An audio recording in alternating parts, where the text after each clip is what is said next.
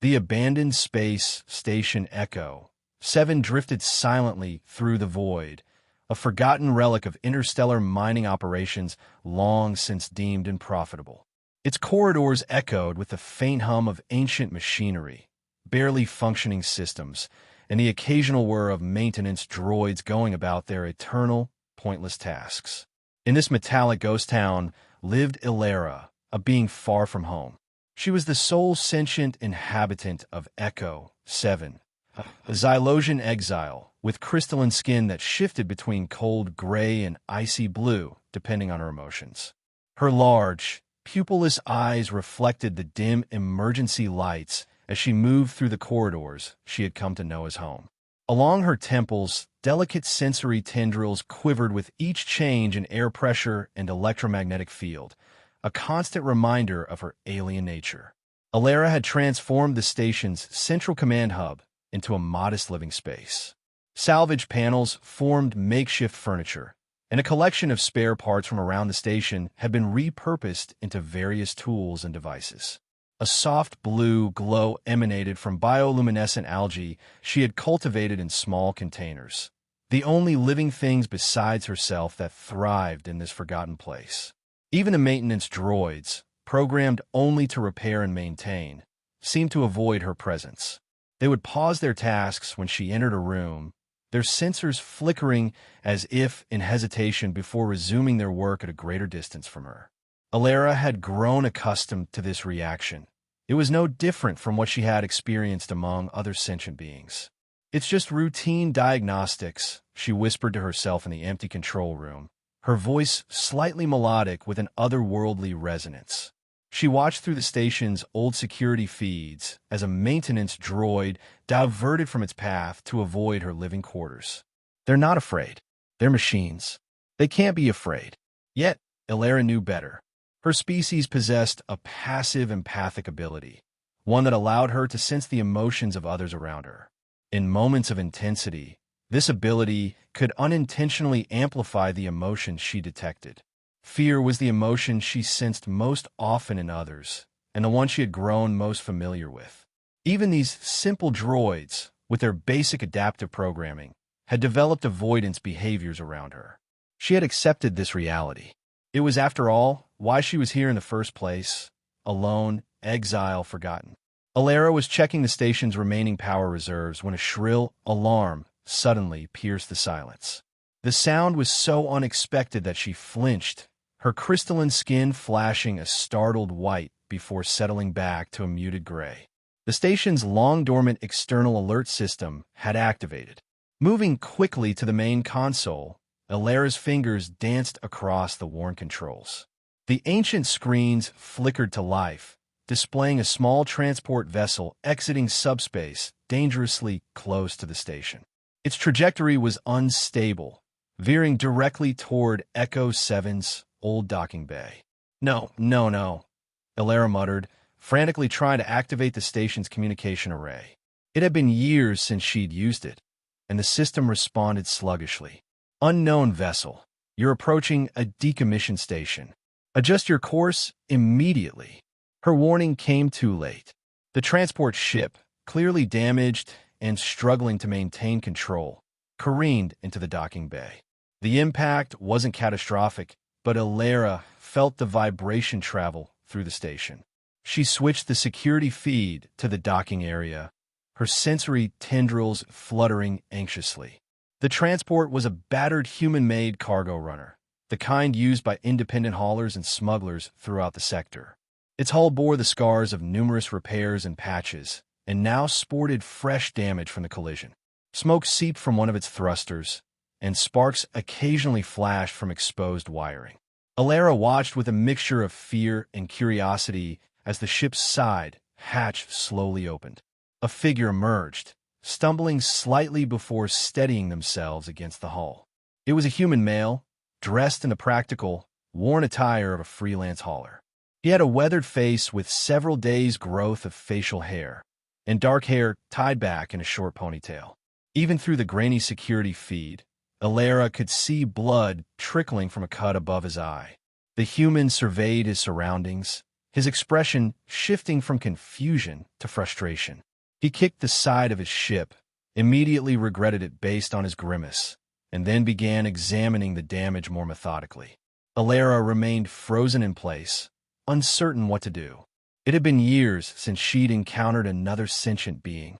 Part of her wanted to stay hidden, to observe from a safe distance until the human repaired his ship and left.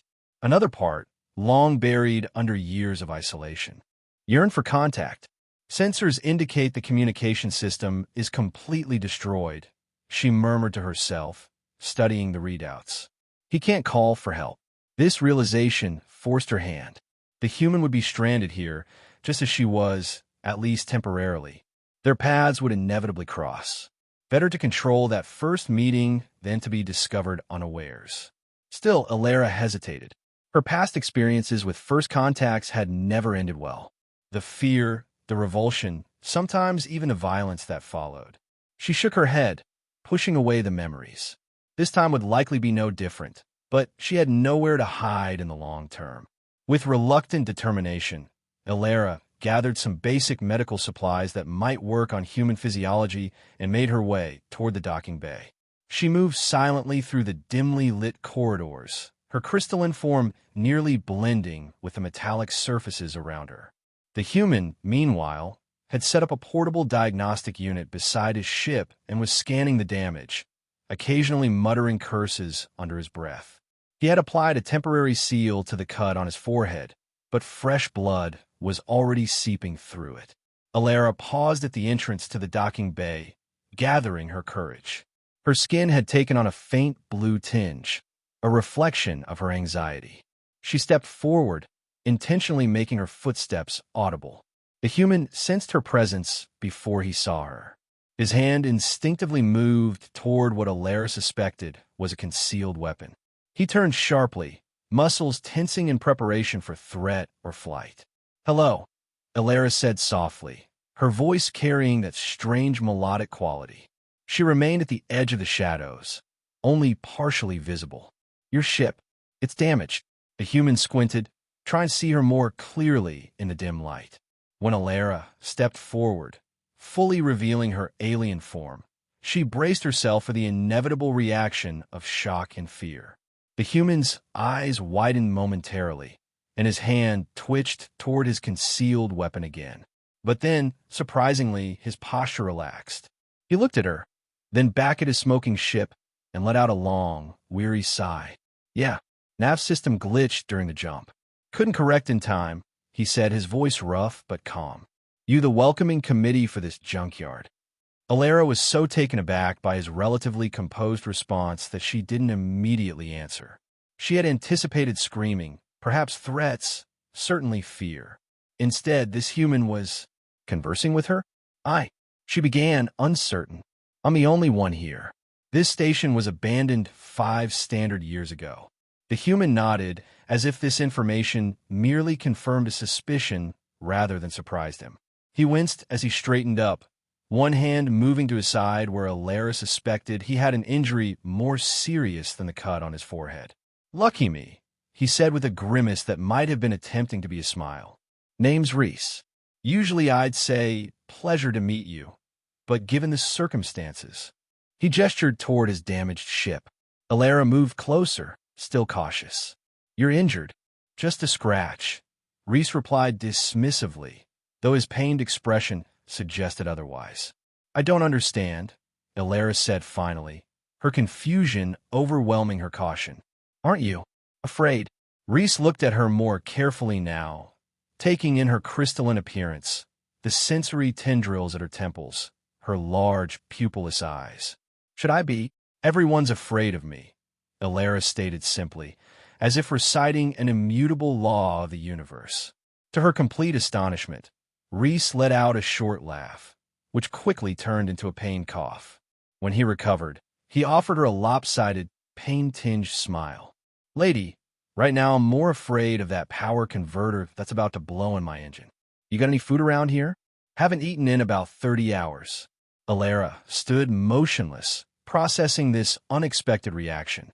In all her encounters with other beings, fear had been the universal response. Yet this human seemed more concerned with his ship and his hunger than with her alien appearance. "I have synthetic nutrients," she offered hesitantly. "I don't know if they're compatible with human biology." "At this point, I'd risk it," Reese said, gathering his diagnostic tool. "Lead the way, miss." "Alara," she supplied, still disoriented by this turn of events. "Alara," Reese repeated, testing the name. "Nice to meet you, Alara. Sorry about crashing into your home." And so, in bewildered silence, Alara led the injured human through the corridors of Echo 7, occasionally glancing back as if to confirm that this surreal encounter was actually happening. For the first time in years, she walked the station's halls with another sentient being, and remarkably, that being followed her without reservation or fear. Alara's living quarters in the station's control hub clearly surprised Reese. He looked around at her adaptations with something like professional appreciation. "Not bad," he commented, examining a heating unit she had constructed from salvage parts. "You've got skills." Alara moved to a storage container and retrieved a packet of synthetic nutrients, a pale blue gel in a transparent wrapper. She handed it to Reese hesitantly. "This is what I consume. I'm uncertain if—" Reese was already tearing open the packet. "I've eaten worse-looking things in border outposts." He sniffed the contents cautiously before taking a small taste. His face immediately contorted in disgust, and he barely managed to swallow. "That is," he coughed, "definitely not compatible with humans." He handed the packet back to her with an apologetic grimace. "Sorry." Despite herself, Alara felt her lips twitch in what might have been amusement. There might be emergency rations in the old crew quarters. They would be expired, but better than this blue death paste. Reese finished, already looking more alert despite his injuries. "I should check out my ship's damage more thoroughly first, though. The sooner I can get it fixed, the sooner I can stop imposing on you." He glanced around the makeshift living space, solitude. "Your injuries need attention," Alara pointed out. The cut on his forehead had begun bleeding again, and she could see a dark stain spreading on his side. Reese looked down at himself, as if only just remembering he was injured. Right, maybe a quick patch job wouldn't hurt. As Alara tended to his wounds with supplies from an ancient medical kit, she couldn't help but notice how Reese's eyes constantly scanned her living space, taking in details, assessing. There was wariness there, yes, but not the paralyzing fear she was accustomed to inspiring. "So," Reese said as she applied a bonding agent to the cut above his eye, "you've been alone here all this time?" Alara nodded. 5 years, 2 months, 17 days by standard reckoning. Reese whistled. "That's a long time for solitary. What did you do?" "Rob a galactic bank." Alara's hands paused momentarily. "I caused an incident. My people thought it better that I leave." She expected him to press for details, to demand an explanation for what kind of incident would result in such isolation. Instead, Reese merely nodded. "Yeah, some places don't believe in second chances." The simplicity of his response, the absence of judgment, caught Alara off guard again. Her skin briefly shimmered with flecks of gold, a reaction she hadn't experienced in so long she'd almost forgotten it could happen. After Alara had done what she could for Reese's injuries, they began planning their next steps. It quickly became apparent that Reese's ship required parts that weren't readily available in the docking bay. The station must have maintenance bays or storage facilities, Reese reasoned, studying a schematic of Echo 7 that Alara had pulled up on one of the functioning screens. Even if they cleared out most of the valuable equipment when they abandoned the place, there might be something we can salvage. "There are several areas I haven't explored," Alara admitted. "The reactor core section was showing instability 5 years ago, so I avoided it. And the biosphere chamber became unusual after the environmental controls failed." "Unusual how?" Reese asked, one eyebrow raised. "The plants adapted," Alara explained hesitantly. "They became more aggressive in seeking nutrients." Reese stared at her for a moment before laughing softly. "So, a radioactive core and man-eating plants. Perfect." They decided to start with the cargo holds, as they were likely the safest and might contain abandoned supplies. As they made their way through the dimly lit corridors, Reese asked casual questions about the station and how Alara had survived here. His matter-of-fact approach to her alien nature continued to baffle her. The main cargo hold was mostly empty, with only a few sealed containers remaining. Most had been looted or emptied during the evacuation, but in one corner, they discovered an old equipment locker that had been overlooked. Jackpot, Reese declared as he pried it open to reveal various tools and spare parts. Some of these might work for my ship, with modifications. He handed tools to Alara as he sorted through the contents, treating her as a partner in this endeavor rather than an alien oddity. It was a novel experience for her, being treated as normal. "You're very calm," she observed finally, unable to contain her curiosity any longer. "Most beings become extremely uncomfortable around me." Reese paused in his sorting and looked at her. "I've been hauling cargo." "And contraband?" Alara interrupted, her head tilted. A smile tugged at Reese's lips. "Let's just say specialty items, across 3 sectors for 15 years.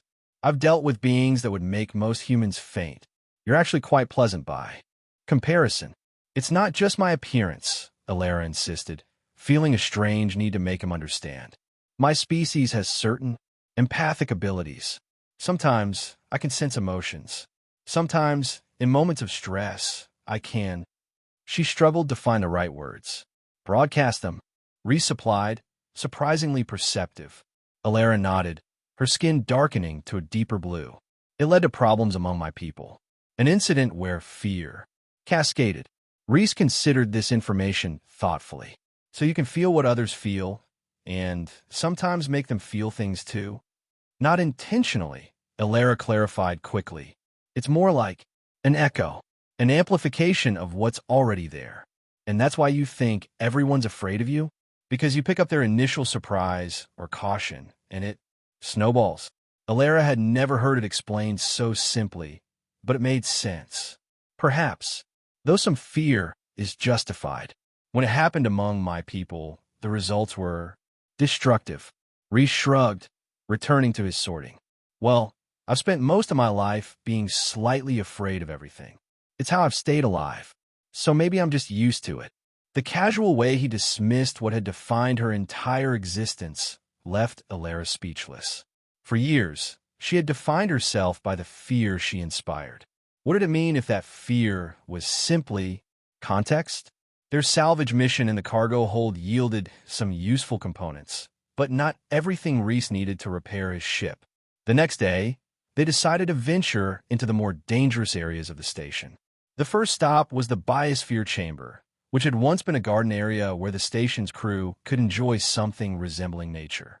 Now, it was a twisted jungle of mutated vegetation. "Stay close," Alara warned as they approached the sealed doors. "The plants respond to movement and heat signatures." Reese checked the charge on his laser cutter, which would serve as an improvised weapon if needed. "Just so I'm clear, are we talking Venus flytrap but bigger or tentacle monster from the deep?" "Somewhere in between," Alara replied seriously. When they opened the biosphere doors, they were met with a hot, humid atmosphere that smelled of decay and strange, sweet perfumes. What had once been an orderly garden had transformed into a chaotic ecosystem where plants competed fiercely for resources. Vines with serrated edges crawled along walls. Flowers with tooth-like protrusions snapped at the air, and fungal growths pulsed with bioluminescent rhythms. "Well," Reese said after a moment, "that's definitely unusual." They moved carefully through the overgrown chamber, searching for the maintenance shed that might contain the parts Reese needed. Alara led the way, her sensory tendrils quivering as they detected subtle changes in the environment. A warning system that proved invaluable. "Stop," she whispered suddenly, placing a crystalline hand against Reese's chest. A heartbeat later, a cluster of vine-like appendages lashed out from behind a large frond, snapping in the air where Reese would have been. "Thanks," he murmured, his pulse quickening under her touch. For a moment, Alara felt a flash of emotion from him. Not fear, but admiration mixed with gratitude. Working together, they navigated through the hazardous garden. Reese used the laser cutter to clear paths when necessary, while Alara's empathic abilities and sensory perception warned them of approaching dangers. When they finally reached the maintenance shed, they found it partially overtaken by roots, but still accessible. "This might work," Reese said, examining a power coupling he'd found inside. "It's older than what I need, but I can adapt it." As they prepared to leave, a massive, flower-like growth suddenly unfurled from the ceiling, its petals revealing a central maw lined with thorns. It swung toward them, sensing their heat signatures. Alara reacted instinctively. She stepped forward, her skin glowing brighter, and focused her empathic abilities. Instead of fear, she projected a sense of calm toward the plant creature. It wasn't sentient in a traditional sense, but it had primitive sensory responses. The flower thing paused, its movements becoming slower, less aggressive. "Keep moving toward the exit," Alara whispered to Reese without breaking her concentration. Slowly, they backed away carefully as Alara maintained her empathic output. Once they were clear, they sealed the biosphere doors behind them. "That was—" Reese began, catching his breath. "I'm sorry," Alara interrupted, her skin fading to a dull gray. "I didn't mean to use my abilities. I know it can be disturbing to witness." Reese looked at her with genuine confusion. "Disturbing? That was incredible. You basically hypnotized a killer plant. Do you have any idea how useful that skill would be in my line of work?" His reaction, enthusiasm rather than fear, was so unexpected that Alara's sensory tendrils fluttered. In agitation, a faint pink hue briefly rippled across her crystalline surface. "You're not unsettled by you saving our lives?" "Strangely, no," Reese replied with a wry smile. Then, more seriously, "Alara, whatever happened with your people, it doesn't define what your abilities are or what they can do. Maybe they were afraid because they didn't understand." "You don't understand either," Alara pointed out. "True," Reese acknowledged. "But I understand that there's a difference between what something is and what it can do. A laser cutter can perform surgery or cut someone in half. The tool isn't good or bad. It's all in how it's used." It was a perspective Alara had never considered, that her empathic abilities were neutral rather than inherently frightening. The idea was both liberating and terrifying. If her abilities weren't fundamentally flawed, then the blame for the incident that led to her exile rested more squarely on her shoulders. The next area they needed to explore was the reactor core section. According to Alara, it had shown signs of instability years ago, but had eventually stabilized at a low output level, providing just enough power to maintain basic life support throughout the station. The fluctuations could be dangerous, she warned as they approached the sealed bulkhead leading to the reactor section. And radiation levels might be elevated. Reese checked the ancient radiation detector they'd found in the equipment locker. "This says it's within tolerable limits, but not for extended exposure. We'll need to work fast." The reactor core was housed in a large chamber dominated by a containment unit that pulsed with an eerie blue glow. Monitoring stations surrounded it, most powered down or displaying warning messages. The air felt charged, making the fine hairs on Reese's arms stand on end. "The auxiliary control systems should be behind that panel," Alara indicated, pointing to a section of wall. "If there are any spare regulation modules, they would be stored there." As Reese worked to open the panel, Alara monitored the reactor's output. Suddenly, the blue glow intensified, and alarms began to sound. "The power is fluctuating," she called out, her fingers moving rapidly over the controls. "Our presence might have triggered an automated response." "Can you stabilize it?" Reese asked, abandoning the panel to join her at the monitoring station. "I'm trying, but the system is refusing to accept commands," Alara replied, her skin paling to an almost translucent state. "It's going into an automatic purge cycle." "What does that mean exactly?"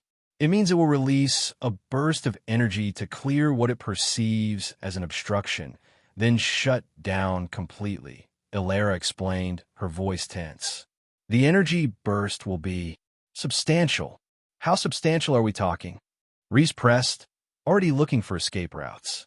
"Enough to severely damage this section of the station," Alara said. She looked up at him, her large eyes reflecting the pulsing blue light. We won't reach the bulkhead in time. The reactor's hum was growing louder, the blue glow now painfully bright. Reese grabbed Alara's arm. Is there anything you can do? Like what you did with the plant. Alara's sensory tendrils quivered violently. The reactor isn't alive. I can't influence it with empathic projection. But the station's systems respond to you sometimes, right? I've seen you interact with the controls in ways that seem different, Reese insisted. It's worth trying. Uncertainty flashed across Alara's crystalline features. But with the reactor approaching critical levels, she had no choice. She placed her hands on the main control console and closed her eyes. What happened next was unlike anything Reese had ever witnessed. Alara's entire body began to glow with an inner light that matched the reactor's blue pulse. The sensory tendrils at her temples extended, becoming more pronounced. Lines of light appeared to run from the console up her arms, as if she were becoming part of the station systems. The reactor's angry hum began to soften, its pulsing becoming more regular. On the monitoring screens, warning messages were replaced by status updates as systems came back online. Purge cycle canceled, announced an automated voice that hadn't functioned in years. Manual override accepted. Restabilization in progress. The intense light dimmed gradually until both the reactor and Alara returned to their normal states. She removed her hands from the console and staggered backward, caught by Reese before she could fall. I've never done that before, she whispered, her voice weaker than usual. Connected so directly. Reese helped her to sit against a wall, genuine concern on his face. Are you all right? What exactly did you do? I'm not entirely sure, Alara admitted, her skin cycling through colors as she stabilized. It was as if I bypassed the control systems and communicated directly with the core programming. I convinced it we weren't a threat. You convinced it? Reese repeated incredulously. You could talk to machines? Not talk exactly. It's more like feeling their patterns, their routines. They have emotions too, in a way, simple ones. Priorities, aversions. She looked up at him, suddenly anxious. Does it frighten you now, knowing what I can do? Reese sat beside her against the wall, exhaling slowly. Honestly, it's a lot to process. But frightened? No. He turned to face her. You just saved both our lives, Alara. Again, they sat in silence for a moment, the reactor now humming peacefully in the background. Finally, Reese spoke again. Is that what happened? With your people? Did you connect with something you weren't supposed to? Alara's skin darkened to a deep blue, almost black. Yes, during a neurological examination. I accidentally formed a connection with the medical systems and the attending physicians. Their fear fed into me, which I then amplified and projected back. It created a feedback loop that damaged many minds. Reese nodded slowly, processing this information. And they exiled you for an accident. They feared what I might do if it happened again, Alara explained quietly. Perhaps they were right to. Or perhaps they just didn't understand what you needed to control it, Reese countered. He stood up, offering her a hand. Come on, let's find those regulation modules and get out of here before something else tries to kill us. They were able to locate the parts Reese needed, and over the next few days, they worked together to repair his ship. The process was challenging, requiring them to scavenge additional materials from other areas of the station, but their complementary skills made the impossible gradually become possible. During their work, they developed a rhythm and understanding that transcended their different biologies. Alara taught Reese about the nuances of space station systems, while he shared practical engineering knowledge gained from years of keeping his ship flying with limited resources. In the quiet moments, as they shared meals, Reese had indeed found some expired but still edible emergency rations. They talked. Reese told stories of the strange cargo he'd transported, the colorful characters he'd encountered, and the occasional brushes with authority he'd narrowly escaped. So there I was, cargo hold full of what I'd been told were religious artifacts from Delphus Prime, with 3 patrol ships closing in, he recounted one evening. Little did I know the artifacts were actually royal crown jewels that had been stolen during a coup. Alara listened, fascinated by glimpses of a galaxy she had never truly experienced. In turn, she cautiously shared aspects of Xylosian culture. Their crystalline architecture that changed with the seasons, their music that combined auditory and empathic components, their reverence for pattern and symmetry. "We don't have words for some colors that you can see," she explained, "but we perceive emotional resonances as clearly as you see differences in light." As the days passed, Alara's skin began to display warm hues more frequently, soft golds and gentle pinks that had been absent during her years of isolation. Her sensory tendrils, once constantly alert for threats, now often relaxed in Reese's presence. For his part, Reese became more animated, the weariness that had marked him upon arrival giving way to enthusiastic problem-solving and even occasional laughter. It was as if both of them were rediscovering parts of themselves that had been suppressed by solitude for Alara, by constant vigilance for Reese. The repairs to Reese's ship were nearly complete when disaster struck. They had just installed the reconfigured power coupling when a loud, unfamiliar alarm echoed throughout the station. "What is that?" Reese asked, tensing immediately. Alara's sensory tendrils extended fully, quivering with alarm. "It's not a station alert. It's external." They rushed to the control hub, where Alara accessed the long-range sensors. A large vessel had entered the area and was scanning Echo 7 extensively. "It's an automated recovery unit," she said, her voice tight with concern. "Likely triggered when we activated some of the dormant systems during our repairs." "Recovery, as in salvage?" Reese asked, studying the approaching ship on the monitor. It was substantially larger than his transport, bristling with mechanical arms and cutting tools. "Salvage or decommissioning," Alara confirmed grimly. "These units are programmed to either recover valuable materials or ensure abandoned stations don't pose navigational hazards. They typically accomplish this by breaking stations down into manageable pieces." "With us still inside?" "That seems problematic," Reese observed dryly. "They're not designed to check for life forms," Alara explained. "This station was officially declared abandoned years ago." The recovery vessel drew closer, extending its mechanical appendages toward Echo 7's outer hull. The first contact produced a deep, resonating clang that echoed through the station. "Options?" Reese asked tersely. "Your ship," Alara decided. "Is it functional enough to fly?" "Barely," Reese admitted. "The navigation system is still glitchy, and life support is running at minimal capacity. It can make a short jump to a populated area, but it wouldn't be comfortable."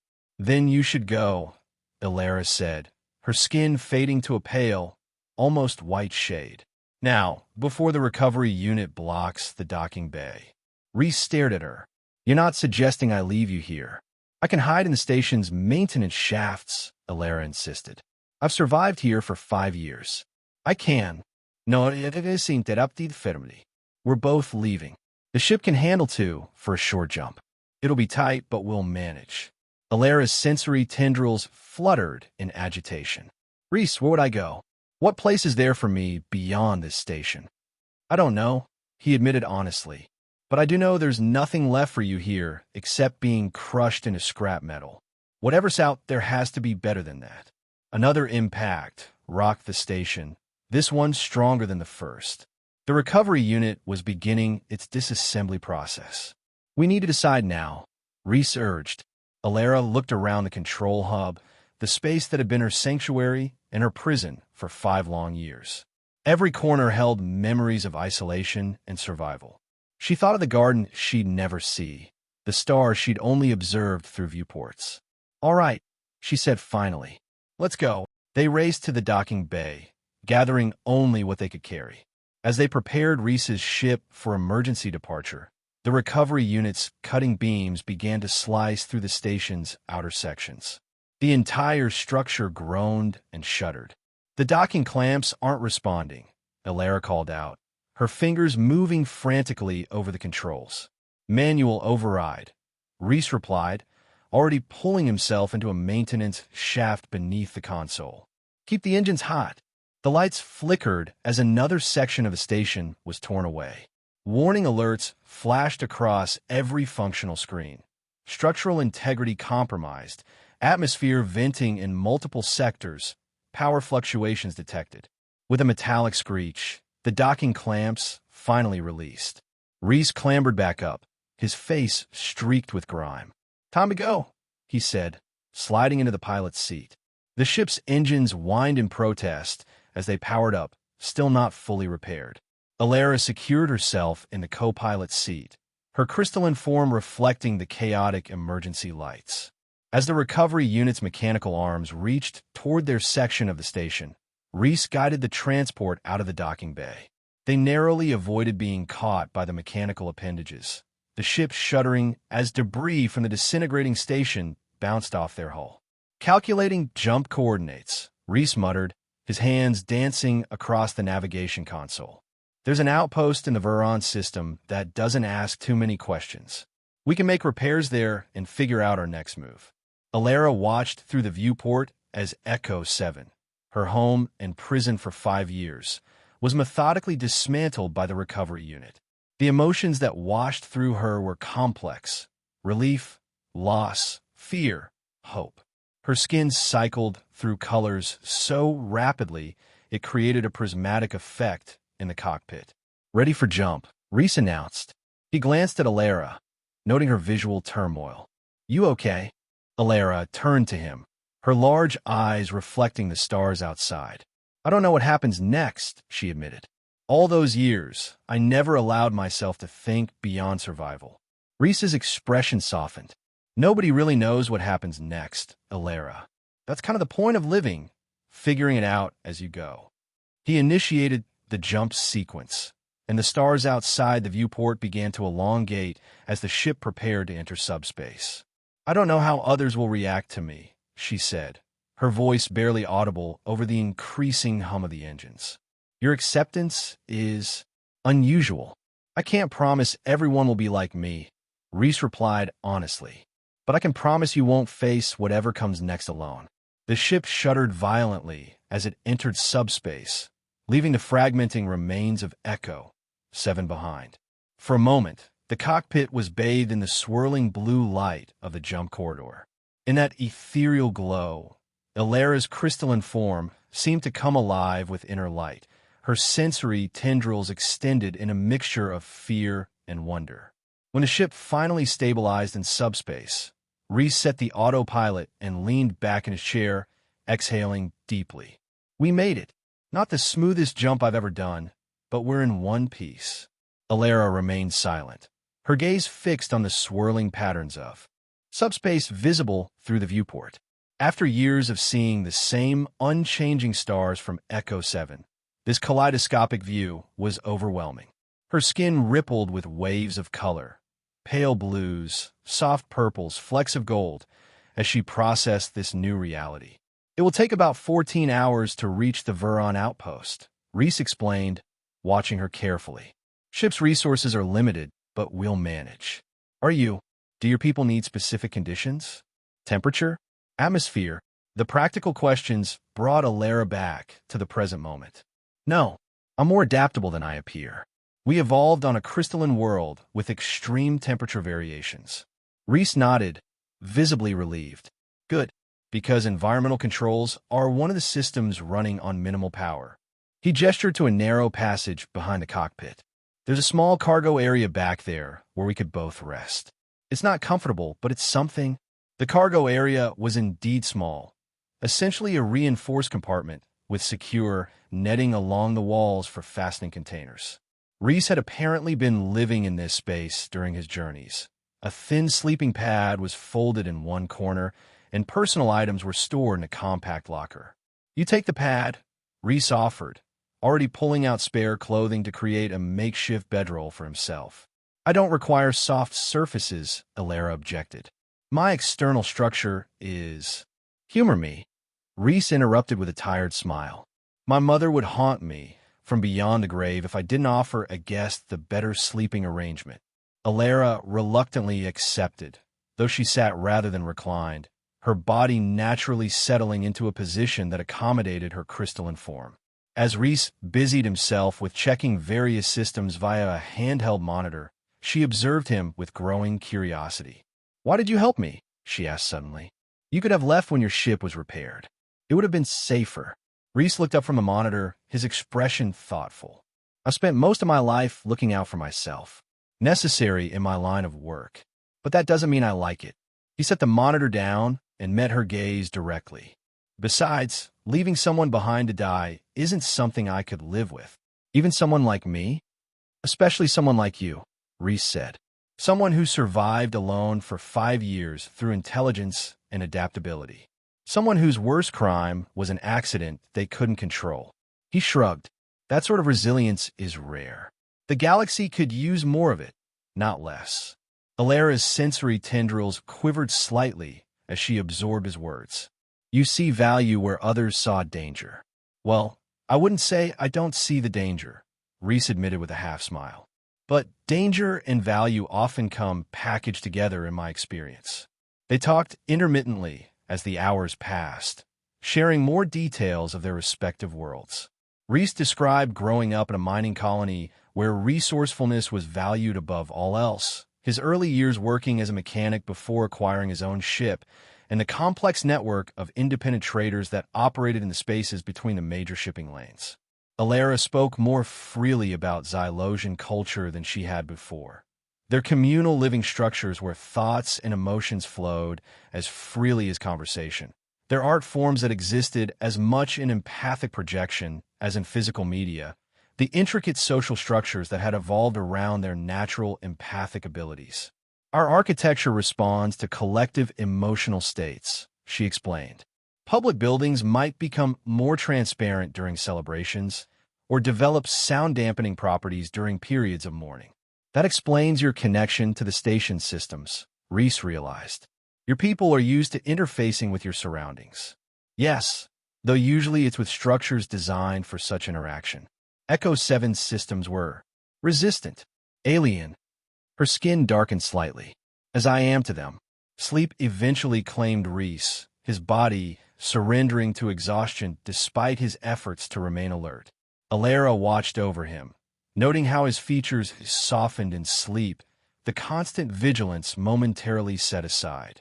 She had rarely observed another being in such an unguarded state, certainly not since her exile began. Using her empathic senses cautiously, not to intrude, but merely to monitor, she detected no fear in his dreaming mind, only swirling currents of determination, curiosity, and a gentle, protective concern that she realized, with some surprise, was directed toward her. The ship emerged from subspace with a series of mechanical shutters that roused Reese immediately. He was on his feet and heading toward the cockpit before he was fully awake, moving with the practiced efficiency of someone accustomed to emergencies. Alara followed, her movements equally swift but utterly silent. In the cockpit, the viewport revealed a small, irregularly shaped asteroid that had been hollowed out and converted into a trading post. Scattered around it were ships of various sizes and designs. Most appeared as weathered and jury-rigged as Reese's transport. "Welcome to Veron Outpost," Reese said, taking manual control of the ship. "Not the most reputable place in the galaxy, but they're not likely to report us to anyone with authority. Plus, they have decent repair facilities." As they approached the asteroid, Alara's anxiety grew visible in the pale blue hue that spread across her crystalline skin. "Perhaps I should remain on the ship while you arrange repairs." Reese glanced at her, understanding her concern. "Most beings here mind their own business. It's the unofficial rule. But if you're worried, I'm not concerned for myself," Alara clarified. "If my presence causes problems for you, let me worry about that," Reese interrupted gently. "Besides, the environmental systems need repair. The ship won't be habitable during that process." As Reese guided the ship toward an available docking port, he added, "There's a hooded cloak in my locker if you want to be less conspicuous initially. Not because you should hide, but it might make things easier until we get oriented."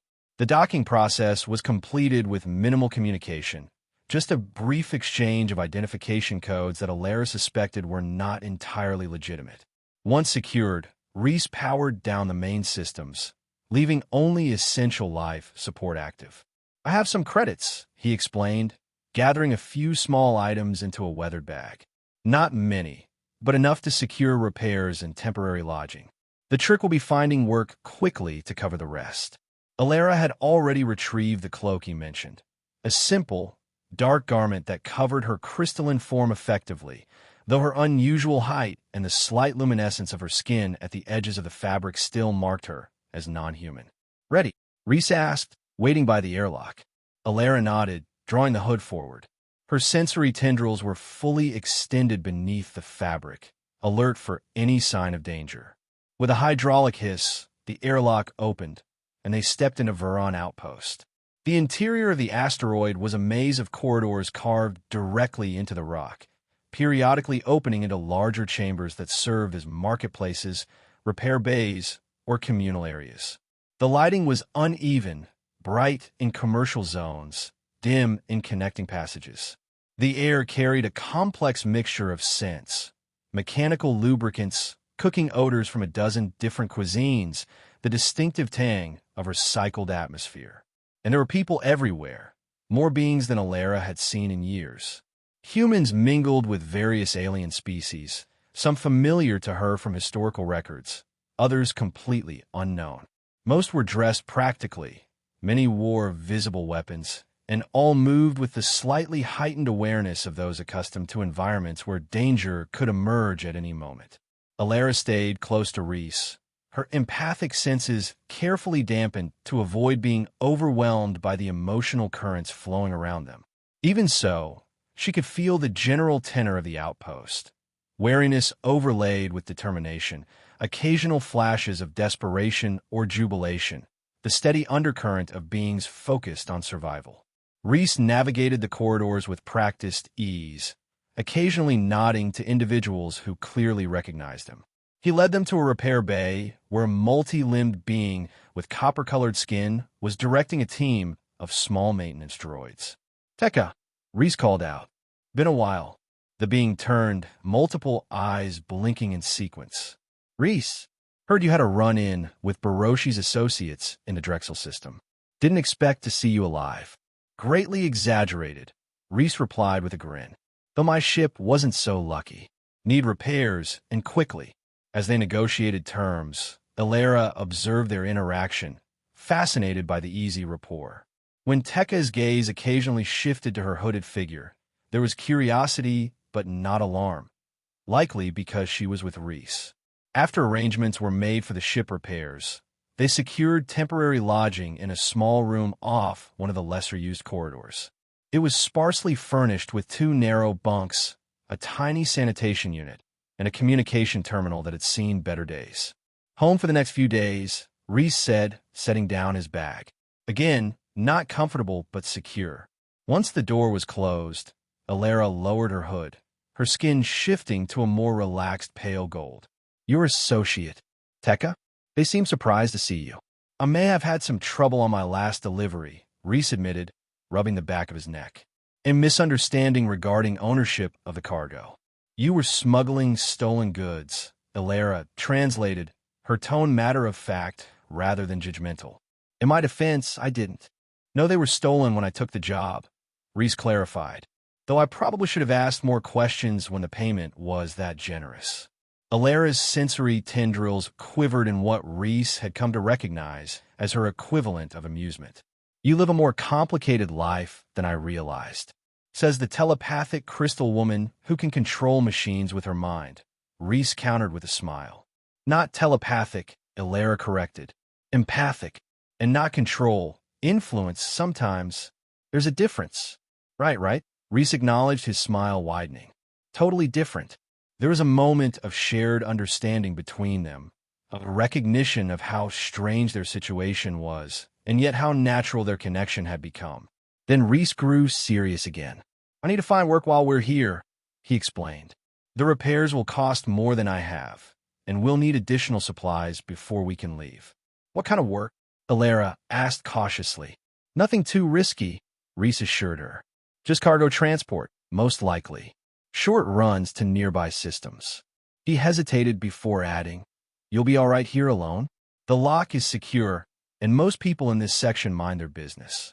Alara considered the question seriously. After years of isolation, Being suddenly thrust into this hive of activity was overwhelming, but the alternative, constant exposure, seemed worse. I'll be fine. I might. Practice. Practice. My abilities, she elaborated. What happened with the reactor, the direct connection, it was different from anything I've done before. I'd like to understand it better. Reese nodded thoughtfully. Just be careful. And if you need me, use this. He handed her a small communicator. My frequency is already programmed in. Over the next few days, they established a routine. Reese would leave to arrange cargo contracts and check on the ship repairs, returning with food and news. Alara remained in their lodging, occasionally venturing into the corridor with her hood raised when the confines became too restrictive. During her hours alone, Alara experimented cautiously with her abilities. Using the room's antiquated terminal as a focus, she attempted to recreate the connection she had formed with Echo 7's reactor. The results were mixed. Sometimes she managed to access basic functions without physical contact. Other times, nothing happened. But increasingly, she began to understand the patterns, the pathways her mind needed to follow. On the fourth day, Reese returned with excitement evident in his expression. About a contract, short-range delivery to a research outpost in the next system. The pay will cover the remaining repair costs and give us a small cushion. That's excellent news, Alara said, genuinely pleased. Her skin shimmered slightly with golden hues. There's more, Reese continued, sitting on the edge of his bunk. I've been asking around cautiously. There's a settlement on Talaris Prime, a sort of sanctuary for people who don't quite fit elsewhere. Various species, many with unusual abilities or circumstances. Alara's sensory tendrils extended fully, indicating intense interest. A place where I might not be feared. From what I've heard, yes, Reese said. It's remote, largely self-sufficient. They value abilities like yours. Use them for the community's benefit rather than fearing them. For the first time since leaving Echo 7, Alara felt something like hope take root within her. Her skin glowed slightly brighter, and Reese couldn't help but smile at the visible representation of her emotions. After this delivery, we could head there, he suggested. See if it might be a place you could, not just survive, but live. Alara moved to sit beside him, her crystalline form catching the room's meager light in complex patterns. And you? Would you stay? The question hung in the air between them, laden with implications neither had fully articulated. Reese looked at her, his expression a mixture of warmth and uncertainty. I've never stayed anywhere for long, he admitted. Always moving to the next job, the next system. But, he paused, choosing his words carefully. I'd like to see you settled somewhere safe. Somewhere you could thrive. And maybe I could use a home base for a while. It wasn't a definitive answer, but it was honest. Alara appreciated that more than any false promise.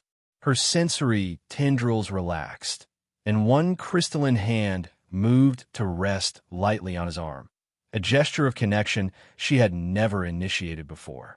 I would welcome your company, she said simply, for however long you choose to stay.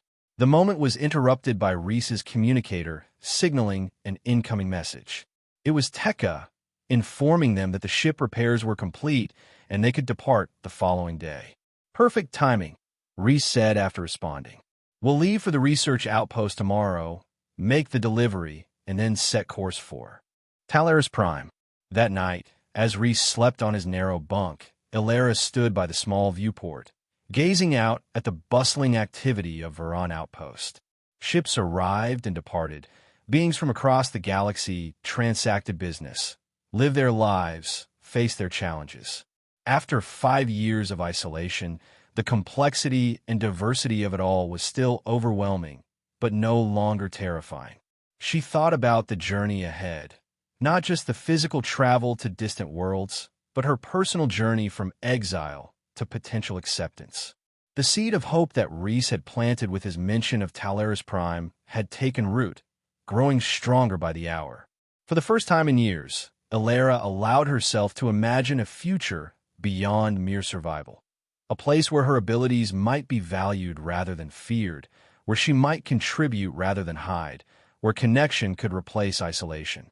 Her reflection in the viewport showed her crystalline form glowing with a warm, steady light, no longer the cold blue of fear or the muted gray of resignation, but a rich amber that spoke of possibility. The next morning, they departed Vuron Outpost with minimal ceremony. The ship, now properly repaired, responded smoothly to Reese's commands as they navigated away from the asteroid and prepared for the short jump to the research outpost. "Ready?" Reese asked as they reached the jump coordinates. Alara, seated in the co-pilot's chair without her concealing cloak, nodded.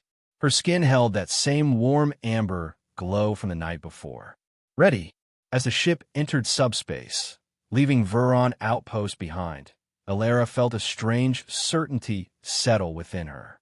Whatever challenges lay ahead, and there would surely be many, she would face them differently than she had faced the past. Not as someone to be feared, but as someone with gifts to offer. Not alone, but connected. Reese glanced over at her, a smile forming at the corners of his mouth. "What are you thinking about? Your skin is practically glowing." Alara turned to him, her large eyes reflecting the swirling patterns of subspace. "I'm thinking about what you said when we first met. Well, I told you everyone was afraid of me. And what did I say? Something brilliantly insightful, I hope. You said you were more afraid of your failing engine than of me," Alara reminded him, her voice carrying a hint of the melodic quality that emerged when she was relaxed. "And then you asked if I had food." Reese laughed, the sound filling the small cockpit. "Not my most eloquent moment." "It was perfect," Alara countered softly. "It was honest. It was the first time someone saw me as just another being, not a threat, not a curiosity, just someone who might have food to share." Reese's expression sobered, though warmth remained in his eyes. "Well, that's what we all are in the end, isn't it? Just beings trying to get by, looking for connection, for purpose." He checked the navigation readouts before adding, "Some of us are just a bit more crystalline than others." Alara's sensory tendrils quivered in amusement. "And some are more stubbornly optimistic than others." "Optimistic? Me?" Reese placed a hand over his heart in mock offense. "I'm a hardened smuggler, I'll have you know, deeply cynical about the universe and all its inhabitants." "Of course," Alara agreed, her skin rippling with golden light that belied her serious tone. "My mistake." As their ship traveled through subspace toward the first stop on their journey, Alara contemplated the strange path that had led her here, from exile to Echo 7, from isolation to connection, from resignation to hope. The future remained uncertain, filled with potential dangers and disappointments. Talaris Prime might not be the sanctuary Reese had described. The galaxy at large might still react to her with fear. But for the first time in years, uncertainty felt like an adventure rather than a threat. Whatever came next, she would face it with newfound strength, and, at least for now, she would not face it alone. Reese set the autopilot and stretched in his seat. "We've got a few hours before we reach the research outpost. Want to help me inventory the cargo? Make sure nothing shifted during departure?" "Yes," Alara said, rising from her seat.